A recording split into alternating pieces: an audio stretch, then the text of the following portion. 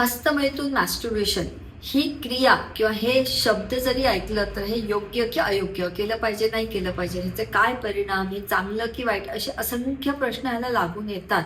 ह्या सगळ्याच प्रश्नांची उत्तरं वेगवेगळ्या प्लॅटफॉर्मवर वेगवेगळ्या एक्सपर्ट्सकडनं तुम्ही ऐकतच असता. आजच्या व्हिडिओमध्ये मी ॲज अ सेक्स कोच आणि मी ॲज अ डॉक्टर फक्त आणि फक्त ह्याच्यावरच भार देऊन हा व्हिडिओ बनवला आहे की मॅस्टुर्बेशन जेव्हा ॲडिक्शन बनतं तर त्याचे काय परिणाम होऊ शकतात. माझी आजची केस स्टडी होती, त्याच्यावरच हा व्हिडिओ मी बनवला आहे. मी doctor Sabiha, India's leading sex and relationship coach, आणि तुम्ही बघत आहात sex coaching with doctor Sabiha, making love simple. Video शेवटपर्यंत बघा, शांततेत बघा, आपल्या पार्टनरला शेअर करा आणि महत्त्वाचं चॅनलला आठवणीनं सबस्क्राईब करा.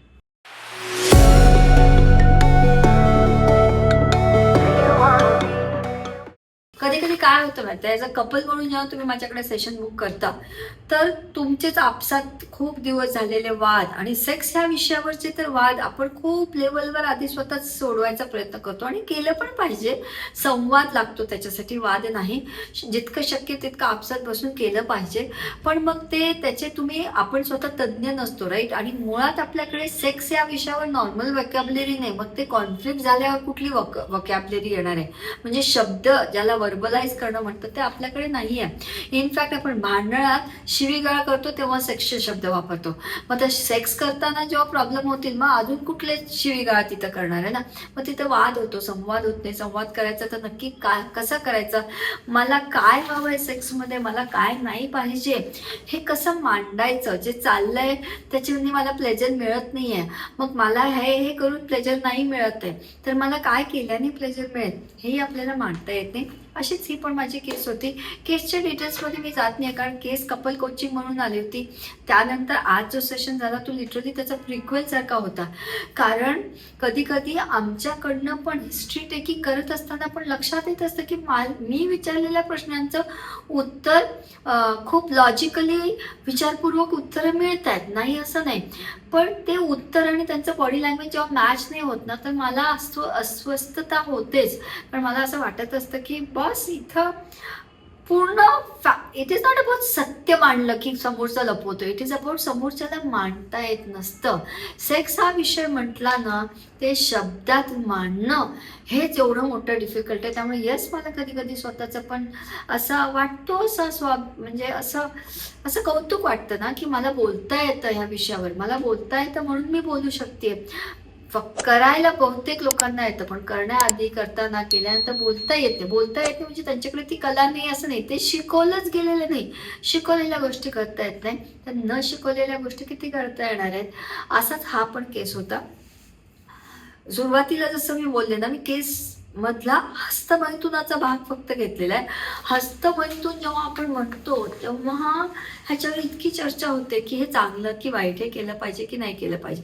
तर मी परत सांगेन, as a doctor, as a sex coach, it's a complete personal choice. It म्हणजे कोणाच्या रिलिजनमध्ये चालत नसेल, कोणाच्या संस्कृतीत ते चालत नसेल, कोणाच्या कल्चरमध्ये, कोणाला पर्सनली ते छान नसेल वाटत, देन डोंट डू इट. हस्तमैथुन न केल्याने कोणी मरलं किंवा तो अशक्त झाला हे आपण, किंवा त्याच्या आयुष्यात काहीतरी घनघोर प्रॉब्लेम झाला आपण ऐकत नाही. आणि हस्तमैथुन केल्याने पण कोणीतरी मेला आणि त्याच्या आयुष्यात काहीतरी घनघोर झाला असंही आपण कधी ऐकलेलं नाही. पण करायचं असताना सप्रेस केल्याने खूप त्रास होतो. आणि करायचंय तर ते इतकं जास्त करायचं की त्या कृतीवर तुमचा कंट्रोलच राहिला नाही तरी खूप त्रास होतो. हस्तमैथुन जसं अल्कोहोल ॲडिक्शन होतं, जसं तंबाखू, सिगरेट, पान, चहा, कॉफी, कुठल्या पण गोष्टीची जेव्हा अशी परिस्थिती होती की ते केल्याशिवाय मला बरंच नाही वाटत, मी पुढचं कामच नाही करू शकत, त्याला ॲडिक्शन म्हणतो. आणि असं मात्र हस्तमैथुनमध्ये होऊ शकतं.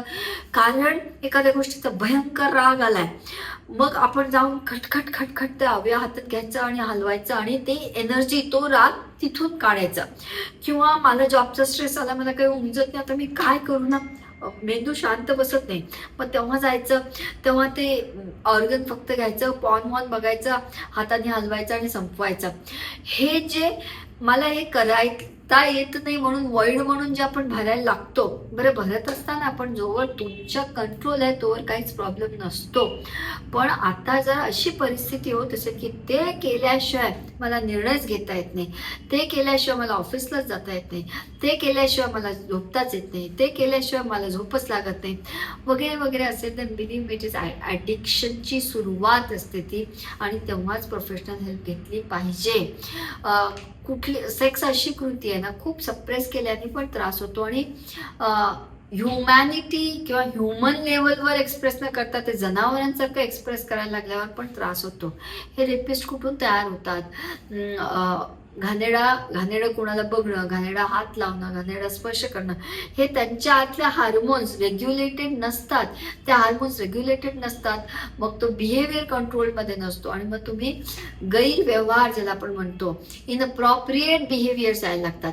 मग प्रॉपर बिहेवियर काय आहे हे शिकलं गेलं पाहिजे ना, की मला मॅस्टरबेशनची सवय खूप आहे, मला ती बंद करायची, काही करून मला बंद करायचे, असं नसतं. तो एक तुम्ही निवडलेला आधी कॉन्शियस बिहेवियर होता, तो करत करत करत तो एक सबकॉन्शियस बिहेवियर झाला. नंतर ते करत करत करत त्या बिहेवियरशिवाय तुम्हाला चेंजेस नाही पडत. आता सडन तुम्ही म्हणणार की आता आम्हाला ते करायचं नाही, तर फक्त बिहेवियर स्टॉप नाही होत. आता ते बिहेवियर करत असताना तुम्हाला त्याचे काहीतरी बेनिफिट्स मिळत असतात ना, मग तो बिहेवियर बंद झाल्यावर ते बेनिफिट्स पण बंद होणार आहेत. मग आपल्याला न्यू बिहेवियर जनरेटर आम्ही म्हणतो, की नवीन बिहेवियर जर टाकायचं आहे तिथं, तर तो बिहेवियरच मेंदू घेणार आहे की जिथून सेम बेनिफिट मिळतात. आपण माणसं आहोत, आपलं मेंदू खूप हुशार असतं. मला ट्रेकिंग करून जी तरतरीतपणा भेटेल किंवा मला जिम करून जे भेटेल, माझ्या पर्टिक्युलर केसमध्ये मी सांगेन, स्विमिंग करून मला लिटरली सेक्स केल्यानंतरचं जसं प्लेजर मिळतं तसं मला स्विमिंग करून प्लेजर मिळतं. मग आता समजा मला महिनाभर नाही आहे माझा पार्टनर माझ्यासोबत, किंवा मी अशा ठिकाणी आहे की अशा सिटीमध्ये आहे की नाही माझा पार्टनर कुठे खूप दिवस गेला आहे, then still I want to release or get the energy, then swimming helps me. This is what I have figured out. हे असं फिगर आउट करावं लागतं, त्याच्यासाठी प्रोफेशनल हेल्प लागते. हस्तमैथून कृती म्हणून medically there is no harm in it, but yes emotionally and psychologically there is no harm in it until unless you control that. The moment that starts controlling you, मग problem होतो. मला नाही माहिती मी व्हिडिओमध्ये काय काय बोलले आणि किती पॉईंट्स कव्हर केले. असं काही हे जर काही की स्टडीचं असतं, हा लॅपटॉप आहे, तुम्ही अशी काही पॉइंटर्स काढून बसत नाही, एक मुद्दा घेते, ॲब्रप्टली जे सुचलं ते सांगते. त्यामुळे हा विषय इतका खोल आहे, इतका डीप आहे. आपण याची सिक्वेन्स किंवा सिरीज बनवू, आपण हस्तमैथूनवरनं वेगवेगळे टॉपिक्सचे व्हिडिओज बनवू. त्यामध्ये तुम्ही मला मदत करा. तुम्ही मला खाली कमेंट्समध्ये प्रश्न टाका की मॅडम बोलला, एवढं कळलं, हा मुद्दा सुटला, कुठले मुद्दे माझ्याकडनं सुटले गेले ह्या व्हिडिओमध्ये ते खाली मेन्शन करा. मी परत त्याच्यावर सायंटिफिक इन्फॉर्मेशन घेऊन येईन. किंवा तुम्हाला काय आवडलं आजच्या व्हिडिओमध्ये ते मेन्शन करा. किंवा तुमचे नवीन काही प्रश्न असतील, मुद्दे सोडा, इंटिमेसी, रिलेशनशिप, सेक्सला, नातेसंबंधाला घेऊन तुमचे काही प्रश्न असतील तर तेही नक्की विचारा, कमेंट्समध्ये टाका. फक्त ग्रेसफुली विचारा, ट्रोल करू नका. मी स्त्री आहे, डॉक्टर आहे, हिम्मत लागते ना असं कॅमेऱ्यासमोर येऊन बोलायला. त्याचा मान ठेवा, उसकी इज्जत रखो. सेक्स बहुत प्यारी जुबान है प्यार की. प्रेमाची सगळ्यात सुंदर, पॉवरफुल, इम्पॅक्टफुल भाषा म्हणजे सेक्स आहे. त्याचा दर्जा असा ठेवला पाहिजे. ते खूप खाली गेलेलं आहे, ते तसं खालून त्याला तिथं आणून त्याचं, आपण त्या कृतीमुळे जन्माला आलेलो आहोत. त्यामुळे ते लिंग आहे ते तुमच्या हातात आहे किंवा कुणाच्या योनीत आहे, और इट इज इनल सेक्स करताय, कुठल्याही प्रकारचं तुम्ही सेक्स करताय, त्याचा मागचा ग्रेस, त्याच्या मागची सभ्यता, त्याच्या मागचं इंटेंट, ती इंटेन्सिटी, कन्सेंट, कम्युनिकेशन, कम्फर्ट, हे सगळं खूप जास्त मॅटर करतं. आणि that is what was for today's video.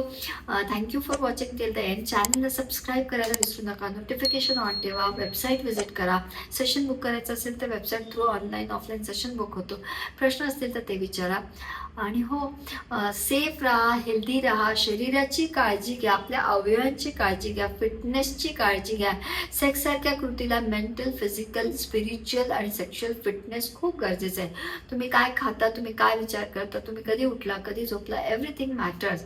So take good care of your health and see you soon in next video.